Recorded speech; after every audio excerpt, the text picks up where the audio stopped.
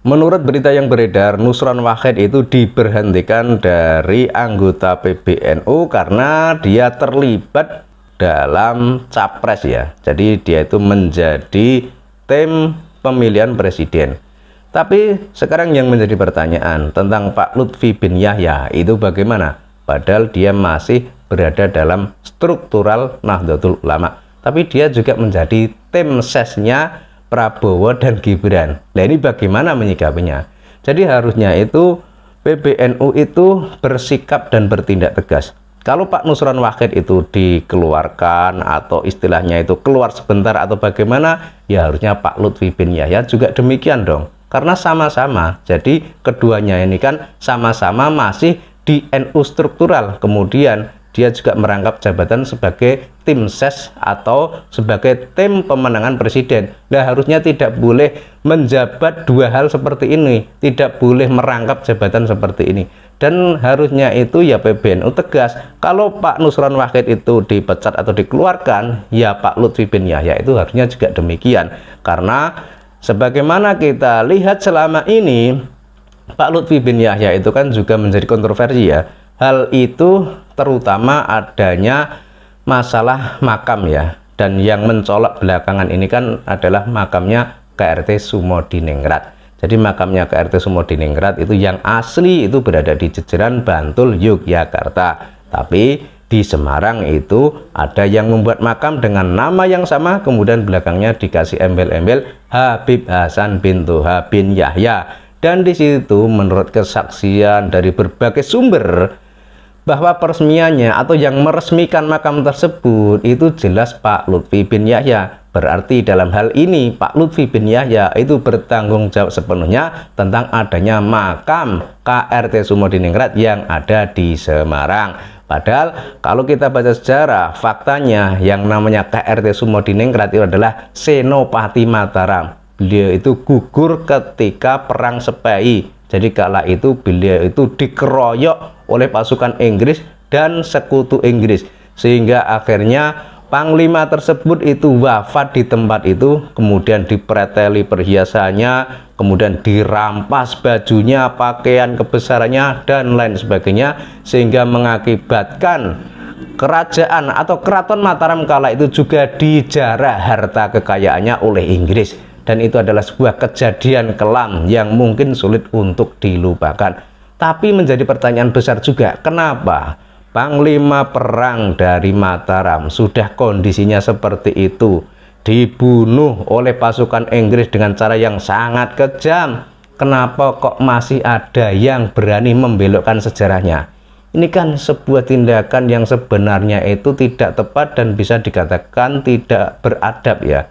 Karena beliau ini seorang panglima, sudah dibantai oleh Inggris, sudah diinjak-injak oleh Inggris, padahal Inggris itu jelas penjajah, tapi kok kenapa masih ada yang memalsukan makamnya? Ini loh yang sangat mengerikan. Dan kalau kita simak kembali tentang kisahnya KRT Sumodiningrat, itu adalah sebuah kisah yang sangat heroik, sebuah kisah yang menginspirasi bangsa ini agar menjadi bangsa yang pemberani. Jadi ketika itu KRT Sumodiningrat itu tengah dikepung musuh, padahal pasukannya cuma tinggal segelintir orang saja. Dan akhirnya KRT Sumodiningrat itu hanya tinggal sendirian, sementara musuhnya itu berjumlah ratusan bahkan ribuan dengan senjata lengkap. Tapi beliau tetap berani melawan dan akhirnya KRT Sumodiningrat wafat di dalam masjid. Ini yang harus digarisbawahi. Dan itu adalah sebuah perlawanan yang dilakukan oleh Mataram kala itu ketika Belanda belum datang. Dan itu adalah kejadiannya itu pada tahun sekitar 1800-an. Dan kalau kita kembali ke soal habaib dari Yaman, kalau misalkan KRT Sumodiningrat itu kok dianggap sebagai Habib Hasan bin Toha bin Yahya, lah ini dasarnya itu apa? Sebab faktanya KRT Sumodiningrat itu sudah wafat ketika Inggris menjajah Nusantara. Sementara Hindia Belanda ini kan belum datang. Logikanya seperti itu. Jadi Belanda atau Hindia Belanda datang itu kan setelah Inggrisnya keluar. Tapi kenapa kok KRT Sumodiningrat yang jelas-jelas sudah wafat itu kok dianggap sebagai Hasan bin Toha bin Yahya? Dan sebagaimana juga tercatat dalam sejarah, yang namanya habaib dari Yaman itu kan datangnya pada masa Hindia Belanda, dan mereka ini kan juga didatangkan oleh Belanda, bekerja untuk Belanda, membela Belanda, membantu Belanda. Padahal faktanya KRT Sumodiningrat itu sudah wafat pada masa pendudukan Inggris, dan Hindia Belanda ini datang belakangan, kemudian baru mendatangkan para imigran dari Yaman yang kemudian dilabeli sebagai Habib. Sehingga kalau dikatakan kalau KRT Sumodiningrat itu adalah Habib Hasan bin Toha bin Yahya, lah itu kalau menurut logika yang waras itu dasarnya itu apa? Wong beliau sudah wafat kok baru diklaim belakangan. Dan ini nanti juga harusnya para ahli sejarah dan para ilmuwan itu ikut andil dalam membahas masalah seperti ini ya. Karena kalau hal seperti ini dibiarkan, ini kan mengacaukan sejarah. Jadi kita kasihan juga kepada generasi yang akan datang. Jadi jangan sampai generasi yang akan datang itu kok mengalami kebingungan dalam memahami sejarah.